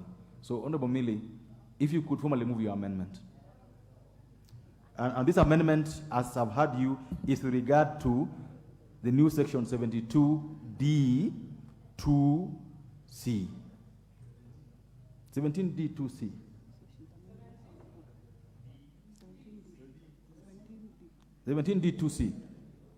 Yeah, Chair, this is in relation to the National Payment Systems Act, I believe. Yeah? So, Chair, I propose to move a further. Now, Chair, I don't know whose amendment I'm moving to, because this is a proposed amendment by the Chair. The amendment in the order paper is by the Chair, so it actually makes it difficult procedurally. I've just guided you. Okay, then, Chair, that you are moving a further amendment, the Chair's amendment. Okay. Once you move it, I'll give the Chair a chance to say whether he supports that amendment or not, then you proceed that way. Okay, Chair, propose a further amendment to Chair's proposed amendment in 17D C, that we add the words at the end of C, so that it reads, information relating to that person's financial, family, or private affairs, where required, may be revealed to the relevant authorities. Thank you, Honorable Millie. I propose the question that Section 17D be further amended as proposed by Honorable Millie. Honorable Chair. Again, we are making these laws for prosperity without the intention of victimizing anybody, and must make sure that we do not infringe on the rights of any person. And therefore, I would agree with the Honorable Millie Odhiambo that we further amend 17D2C that information will only be revealed to the relevant authorities. But just to give honorable members just some comfort, if you read further 17D3, it says a limitation of right under subsection 1 shall apply only for the purpose of the prevention, detection, investigation, and prosecution of proceeds of crime, money laundering, and financing of terrorism. So you must have offended those particular provisions for you to find yourself there. But having said that, I agree with Honorable Millie Odhiambo, and I urge the House to accept the amendments as proposed by myself and further amended by the Honorable Millie Odhiambo. Very well. So what I'm going to do now, members, I'm going to put the question on Millie's amendment, Honorable Millie's amendment, so that then we carry it fully together. So therefore, honorable members, I put the question that the provisions relating to Section 17D be amended as proposed by Honorable Millie. Will as many of that opinion say aye? Aye. Will as many of the contrary opinion say nay? Honorable members, I now want to put the omnibus question on 17C and D. I therefore put the question that provisions relating to Section 17C and 17D of the National Payment Act 2011 be amended as proposed by the Honorable Kuria and amended by Honorable Millie. Will as many of that opinion say aye? Aye. Will as many of the contrary opinion say nay? The ayes have it.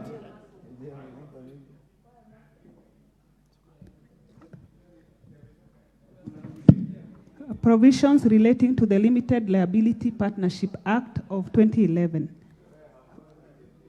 Honorable members, I propose the question that provisions relating to Section 2 of the Limited Liability Partnership Act 2011 be part of the bill. Honorable Kuria. Honorable Kuria, this is Section 2, relates to definitions.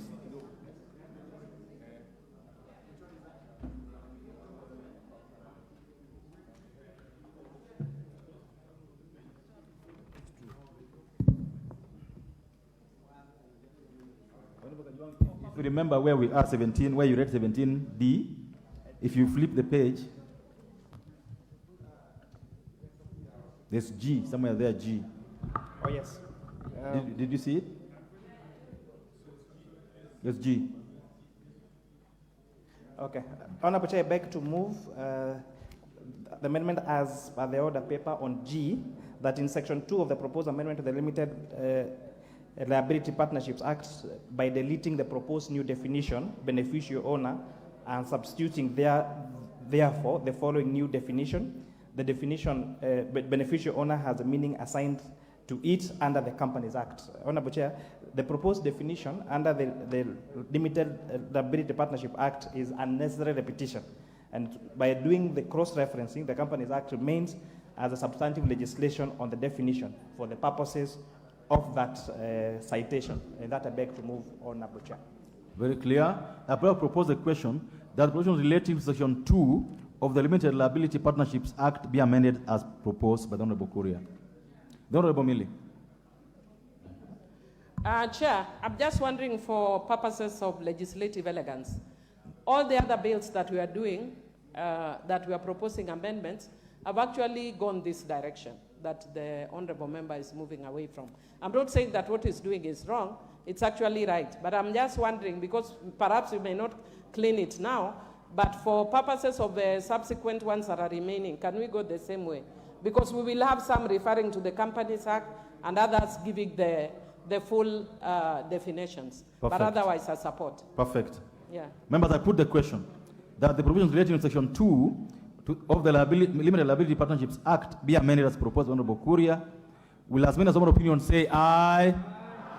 Will as many of the Court of Opinion say nay? The ayes have it. Honorable members, I now put the omnibus question that the provisions relating to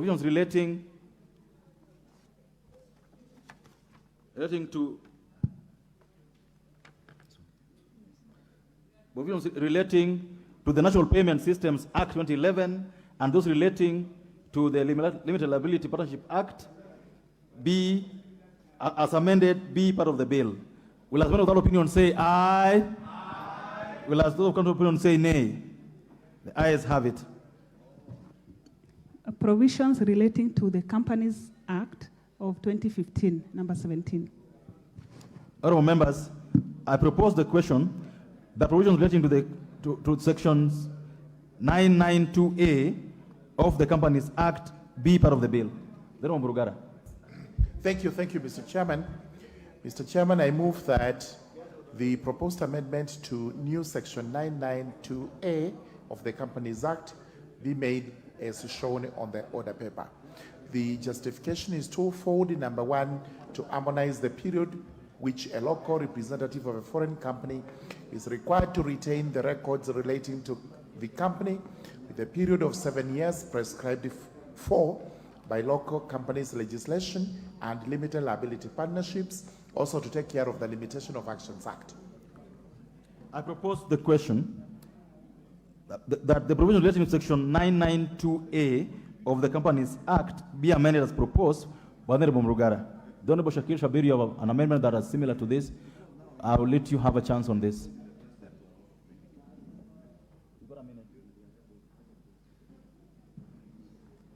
Yes, Chairman. Chairman, as I said, it's similar.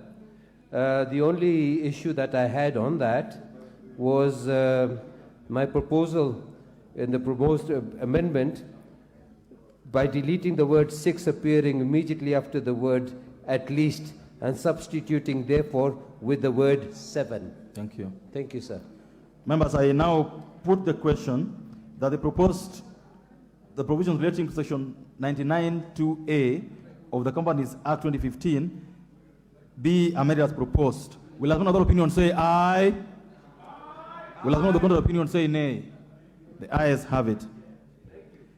Honourable members, I now put the question that the provisions relating to sections 992A of the Companies Act as amended be part of the bill. Will as one other opinion say aye? Will as one other opinion say nay? The ayes have it.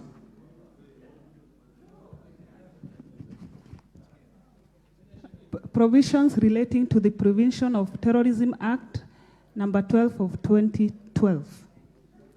Honourable members, I propose the question that provisions relating to section 40D2 of the Prevention of Terrorism Act 2012 be part of the bill. Mover.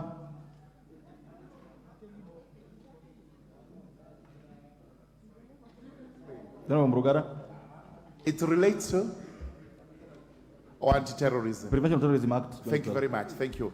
Mr. Chairman, I beg to move that the proposed amendment to Section 40D2, as shown on the order paper of the Prevention of Terrorism Act, Act number 30 of 2012, be made as shown on the order paper.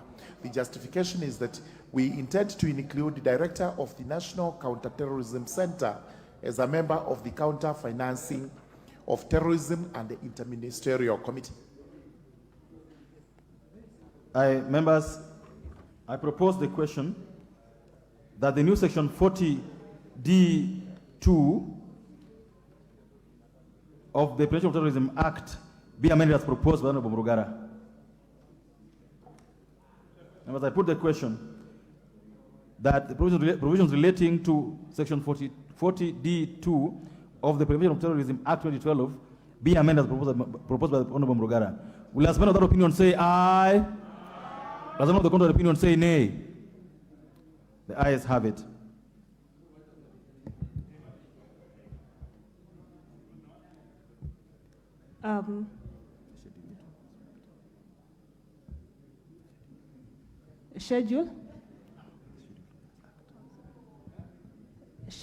Schedule to the. Okay. Members, before we go to the schedule, then I therefore put the question that the provisions relating to section 40D2 of the Prevention of Terrorism Act 2012 as amended part of the bill. Will the man of that opinion say aye? Will the other of opinion say nay? The ayes have it. Then, Mrugara, you have. Remember, there were two proposed amendments in that section, to GA and to FA. So there were two. It's approved without one being moved. So you only moved one? I moved the second one now. So go ahead and move the second one. Yes. Let me propose it first before you move it. I propose the question that provisions relating to section 40D to is it to F? 42D FA of the Prevention of Terrorism Act 2012 be part of the bill. You can move it now. Yes. I do move that section 40D2 be amended as shown on the order paper to have FA, which includes the Office of the Director of Public Prosecutions as part of the law enforcement and coordinating groups in the proposed schedule of the Act. Thank you. I propose a question. What is that? I want to propose the question first, then you can have a word. Yeah, of course. I propose the question that provisions relating to section 40D 2FA be amended as proposed by Honorable Mrugara. No, it's just all right. But, Chair, we are struggling. Our order papers have realized it's not the same. Because I was just about to consider what I think may have been called the schedule. I would have thought that the chair was going to move what is G here, the new amendment on 4A. But we'll come to that just after this. And so, Chair, where are we? Because, when he says order paper, we are flipping through and forth, and we are unable to get where we are. If you, I don't know if you have pages 10, 17. Yes. Page 10, 17. He has just moved the 42D Roman 1. Now he has just moved 42D Roman 2, which I want to put the question on, and then you can go to the new clause. 1017, 1017. Yes. Members, I therefore put the question that provisions relating to section 40D2 Roman 2 be amended as proposed by Honorable Mrugara. Will as one of that opinion say aye? Will as one of that opinion say nay? The ayes have it.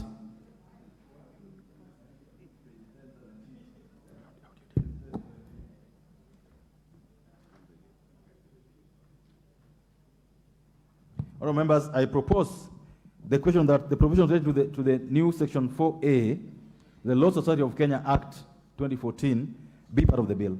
The Honourable Murugara. Thank you very much, Mr. Chairman.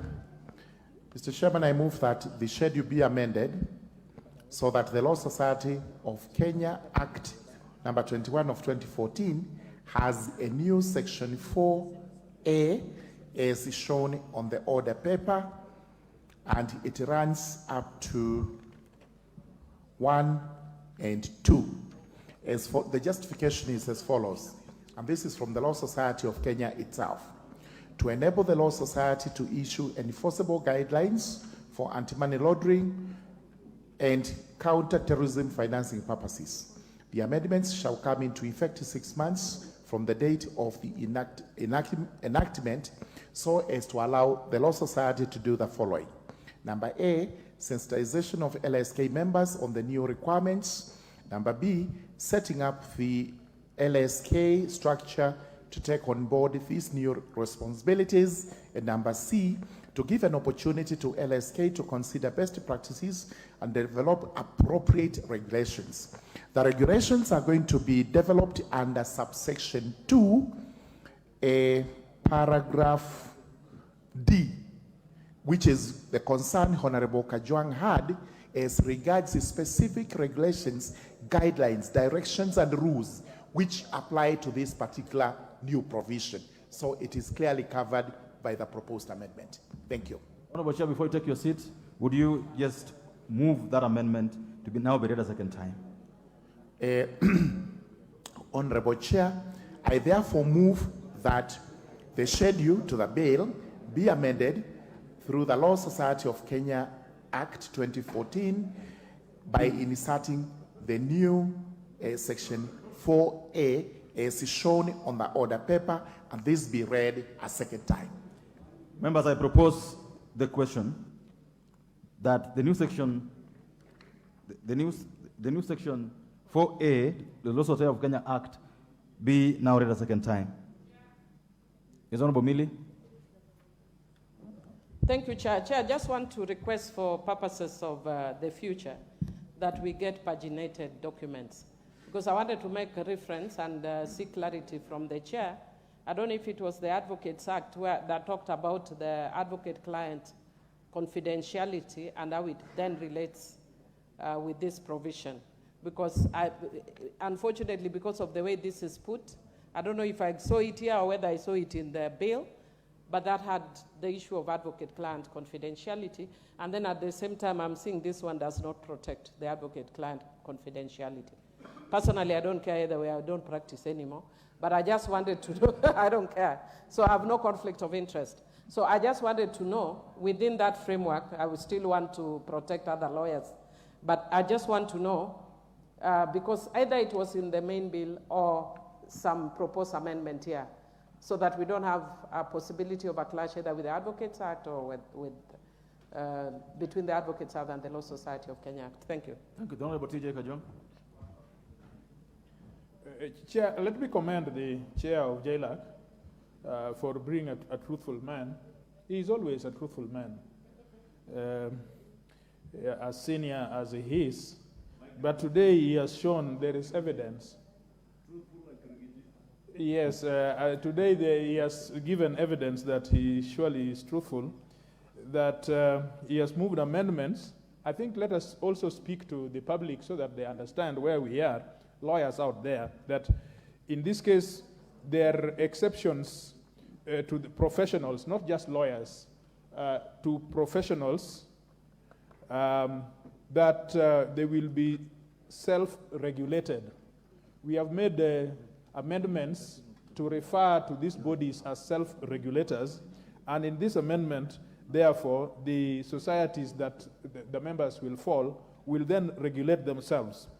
Further, the issue of self-regulations, I mean, issuing of regulations, which I see here on D, is very important because without those regulations, even LSK is unable, it would be issuing orders in futility were it not to have regulations which are supervised by this House. Because in delegated legislation, you will find that the regulations that they will produce will still come back to us so that we are able to oversight. So I want to, but Chair, having supported that, the last thing, I go back to what Honorable Millie Mabona is saying, that there was an issue about advocate-client's confidentiality, and the fact that if I tell Honorable Shakil that he is stealing, or that I warn him that this must be proceeds of crime, that does not amount to tipping off. I don't know whether Chairman is listening of JLAC. There was an issue, if you just stay there 1 minute. Yes, Chair of JLAC. Millie and I are asking, there is a provision in which amendments were made to the fact that if I tell Honorable Shakil that he is stealing, or that these proceeds are as a result of theft, that will not amount to tipping off.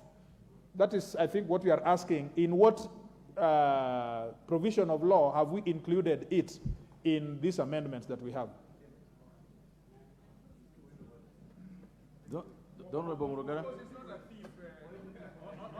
Thank you. Let me answer those questions. As regards the last one, if you look at the extradition, sorry, let me get tipping off. Chairman, as you look at your notes, allow Honorable Shakil 1 minute. Yes, as he does that, I'm looking at my... Chairman, thank you for allowing me to speak. Chairman, this particular issue of confidentiality caused a big problem in the last Parliament, especially towards December, in that when we went to the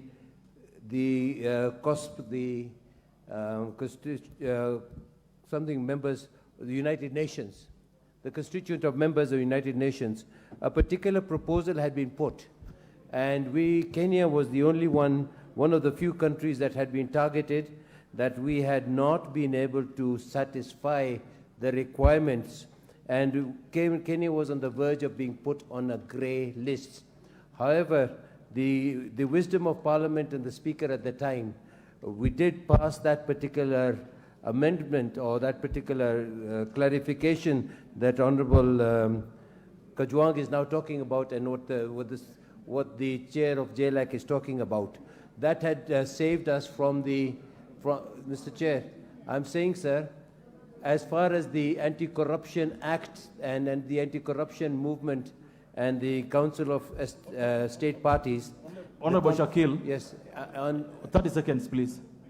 Yes, sir. You have to wind up. In the Conference of State Parties, in the issue of anti-corruption, the issue of the issue that on confidentiality had caused a big problem, but it was then sorted out from the point of view that the Chair is now presenting. So I support it, and I do suggest that we make it very clear that Kenya is very much in line with the requirements of the UNCAC Declaration on Corruption in respect of the advocates and the confidentiality of clients. Thank you, sir. Thank you. 1 minute. Yes, thank you so much.